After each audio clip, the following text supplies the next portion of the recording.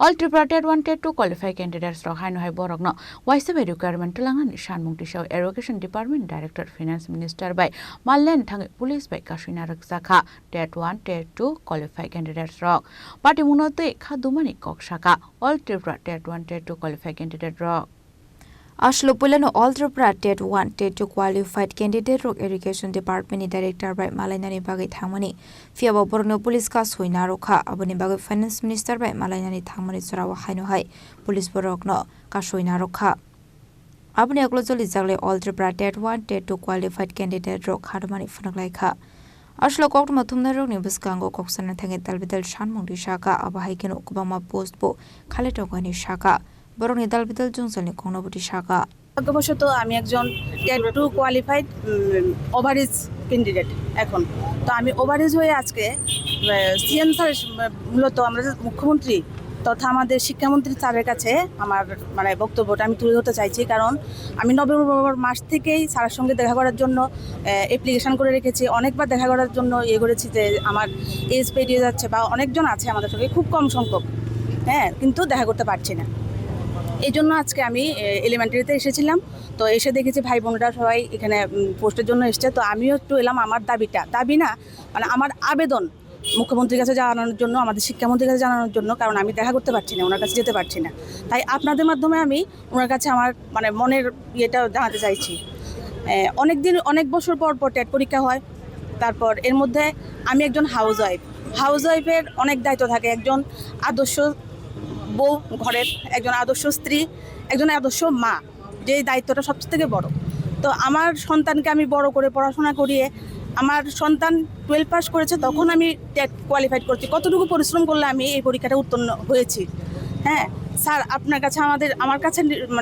আপনার কাছে আমার রিকোয়েস্ট যে অন্যান্যবার যেমন ওভারেজরা মানে পেয়ে যায় কেউ আমরা জানি যে কেউ এখনো পর্যন্ত বাদ যায়নি সবাই পেয়েছে তো আমাদেরটা একটু বিবেচনা করবেন যাতে আমরা কালকে থেকে ফর্ম ফিল আপ শুরু হয়েছে কিন্তু আমরা ফর্ম ফিল আপ করতে পারছি না পোর্টাল এটা সাপোর্ট করছে না তো এটা আমাদের কি দোষ স্যার আমরা তো কোনো দোষ করি না আমরা তো অনেক পরিশ্রম করে অক্লান্ত পরিশ্রম করে একজন হাউস ওয়াইফ হয়ে আমরা স্টুডেন্ট লাইফ না যে মা বাবা আমাদের মুখের সামনে খাবার এনে দিয়েছে আমরা খেয়েছি আর পড়েছি আমরা অনেক কষ্ট করে সব দিক সামলে আমরা পড়াশোনা করেছি তো আমার বিনীত অনুরোধ মানে আমি জানি না আমি কি বলছি কারণ আমার মাথা একদম ঠিক নেই স্যার হয়তো আপনার সঙ্গে দেখা করার জন্য আমাদের একটু সাহায্য করুন যাতে আপনার কাছে আমরা গিয়ে আমাদের যা মনের ইচ্ছা সব জানাতে পারি অথবা আপনি হয়তোবা আমাদেরকে সান্ত্বনা দিন না অথবা আমাদেরকে কোনো আশ্বাস দিন যে আমরা কি করব আমরা যাতে মানে ব্যর্থ না হই আমাদের মূল্যটা যাতে দেওয়া হয় আমাদের কষ্টের আমি আপনার কাছে মানে বারবার অনুরোধ করছি জানি না স্যার যদি কোনো ভুল করে থাকি তো অপরাধ ক্ষমা করবেন যাতে সবাইকে একসঙ্গে রিপোর্ট করেন সব ভাই বোনরা সব বেকার ভাই বোনরা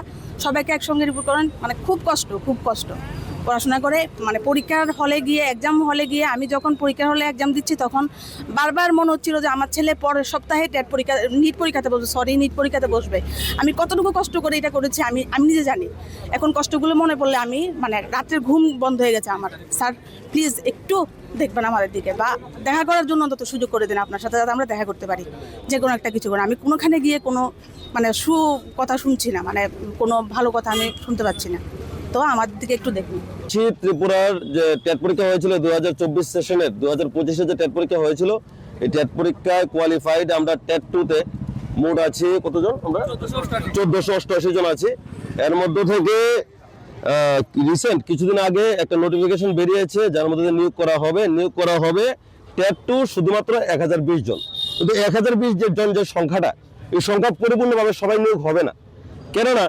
রিজার্ভেশন ক্রাইটেরিয়া মেনটেন করার ক্ষেত্রে 31% এসটি রিজার্ভেশন অনুযায়ী এই পোস্টের 317টা পোস্ট এসটি রিজার্ভ করে এই 1020টা পোস্টের মধ্যে কিন্তু এসটি স্টুডেন্ট কোয়ালিফাইড আছে 128 জন কোয়ালিফাইড আছে তাহলে বাকি যে পোস্টগুলো ওই পোস্টগুলো অলরেডি অ্যাবলিশড হয়ে যাবে নষ্ট হয়ে যাবে কারণ কোয়ালিফাইড নেই ঠিক আছে তাহলে কথা হচ্ছে যেহেতু মুখ্যমন্ত্রী স্যারের নিজের বক্তব্য এবং আমাদের ক্যাবিনেট থেকে কিংবা আমাদের আরটিআই থেকে আমরা যে সংখ্যাটা পেয়েছি শূন্য পদের এই সংখ্যাটা ছিল এক বছর আগেই 4100 তাহলে এবছর রিটায়ারমেন্টে গেছে অনেক 2000-এর মতো রিটায়ারমেন্টে গেছে তো 6100 হলো পাশই করেছি আমরা 1488 জন আমাদের সবাইকে একসাথে নিয়োগ করতে কি অসুবিধা মুখ্যমন্ত্রী স্যার তো নিজেই বলেছেন পাশের হার নগণ্য আমরা টেট 2 টোটাল যে ক্যান্ডিডেট পাস করেছে পরীক্ষা দিয়েছে টেট 1 টেট 2 মিলে 45,000 অ্যাপ্রক্সিমেট স্টুডেন্ট এক্সাম দিয়েছে, আমরা পাস করেছি মাত্র 1488 জন।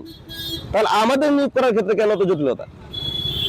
মানে এটা সিম্পল একটা বক্তব্য, যেহেতু রাজ্যে শিক্ষক নেই, ত্রিপুরার কোয়েশ্চেন প্যাটার্ন অনেকটা টাফ হয়। সিটেটের তুলনায় ত্রিপুরা স্টেট যে টেট পরীক্ষা হয়, টেট পরীক্ষার প্রশ্ন অনেকটা কঠিন হয়। কঠিন হওয়া সত্ত্বেও আমরা দিন রাত এক করে কঠোর পরিশ্রম করে আমরা পাস করেছি। পাস করার পর আমরা ভেরিফিকেশন কমপ্লিট করে 1 বছর হতে গেল। তাহলে আমাদের এমন হওয়া উচিত তো এরকম ছিল যে ত্রিপুরায় এত পরিমাণ টিচার দরকার, আমাদেরকে পাস করার সাথে সাথে নিয়োগ করার দরকার ছিল। তাহলে কেন আমাদেরকে অপেক্ষা করাচ্ছে? আর যেহেতু নোটিফিকেশন দিয়েছে, দেওয়ার পরও কেন কম সংখ্যা? আর আমরা তো বেশি নেই। যদি এরকম হতো, যদি আমরা 10,000 পাস করেছি, ছোট একটা রাজ্য, 10,000 টিচারকে একসাথে নিতে অসুবিধা, এটা মানা যেত। কিন্তু আমরা পাসই তো করেছি 1488 জন। এই 45,000 ক্যান্ডিডেটের মধ্যে আমরা 1488 জন পাস করেছি, কঠোর পরিশ্রম করে পাস করেছি। তাহলে আমাদেরকে কেন নিয়োগ করা হচ্ছে না? তারপরে আমরা সুষ্ঠুভাবে কোনো জায়গায় জবাব পাচ্ছি না। মুখ্যমন্ত্রী স্যারের সঙ্গে দেখা করার চেষ্টা করলাম, এই পর্যন্ত আমরা 5-6 বার।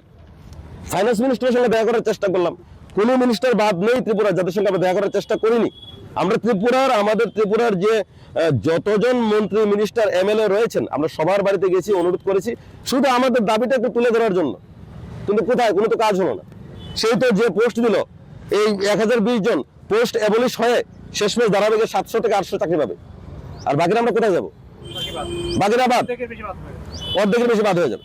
দপ্তরের সাথে কি আপনারা এই বিষয় নিয়ে আগে কোনো কথাবার্তা? দপ্তরদের সাথে অনেকবার কথা হয়েছে। দপ্তর উপর মহল দেখিয়ে দিচ্ছে যে আমাদের কাছে যতটুকু আসবে ফাইন্যান্স থেকে পোস্ট ক্রিয়েট হয়ে আমরা এতটুকু আমরা নিয়োগ করতে পারবো, আমাদের হাতে কিছু নেই। ওরা বলছে যে আমরা সরকারি কর্মচারী।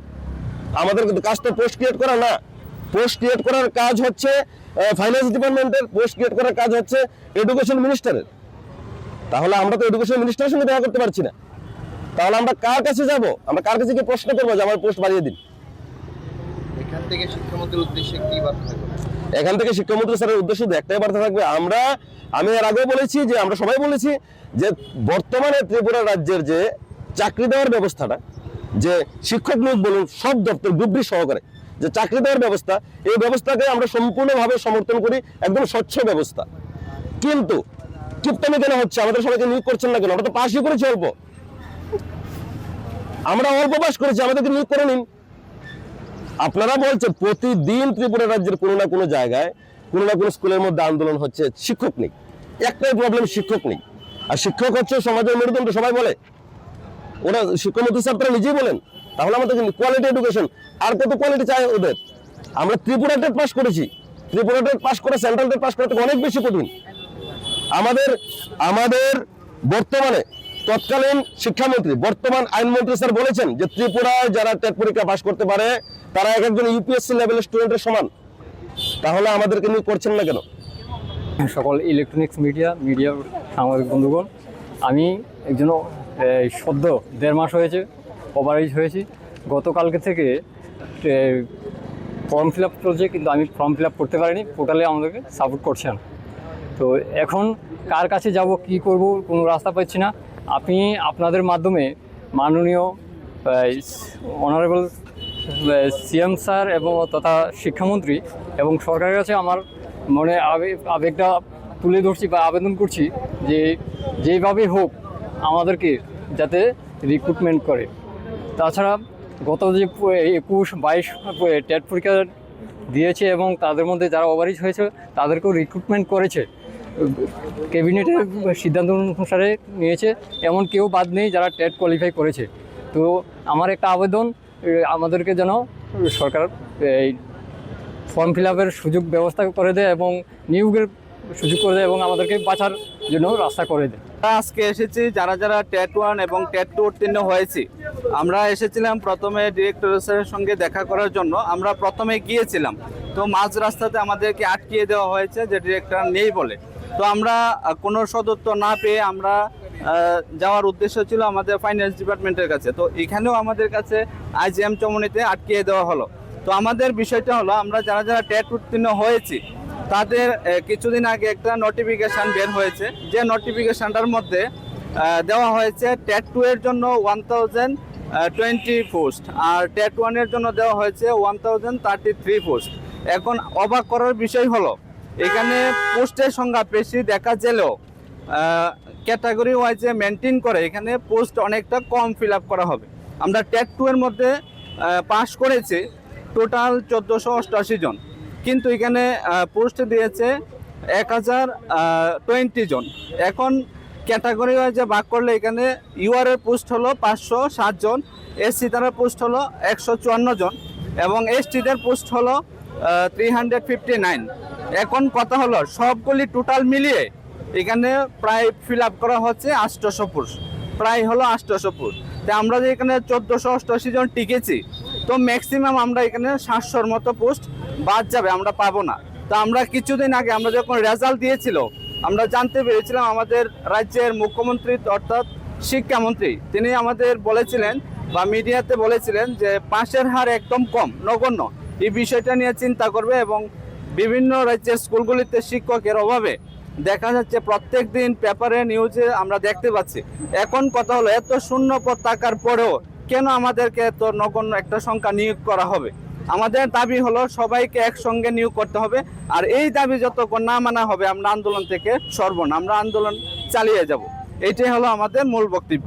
মানে পদের সংখ্যা বৃদ্ধি করা, হ্যাঁ, আমাদের দাবি হলো পদের সংখ্যা বৃদ্ধি করে রিজার্ভেশন পলিসি মেনটেন করে সবাইকে একসঙ্গে নিয়োগ করতে হবে। কারণ হলো যেহেতু পোস্ট আসে, আমরা আরটিআই এর মাধ্যমে জানতে পেরেছি প্রায় 4000-এর মতো পোস্ট আছে টেট 1 এবং টেট 2 দুইটা মিলে।